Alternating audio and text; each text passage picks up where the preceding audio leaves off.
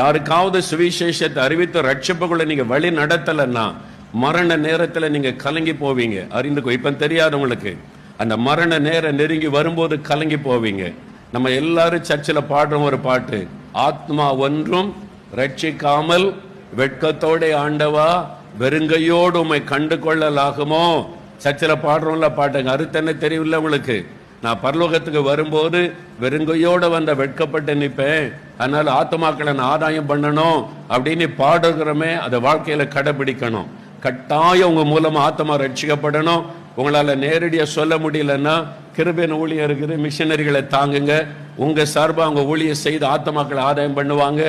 எப்படியாவது சுவிசேஷத்தை அறிவிக்கணும், ஆத்மாக்களை ஆதாயம் பண்ணணும். அவங்க தான் தேவனுடைய பிள்ளைகள், அவங்க தான் கர்த்தருடைய பிள்ளைகள். அவங்க மரிக்கும் போதுதான் கர்த்தருக்குள் மரிக்கிற மனிதன் பாக்கியவான் என்று சொல்ல முடியும். அதற்கு உங்களை ஆயத்தப்படுத்திக் கொள்ளுங்க. கர்த்தர் ஆபிரகாமை ஆசீர்வதித்ததை போல உங்களையும் உங்களுடைய சந்ததியும் ஆசீர்வதிப்பாராக.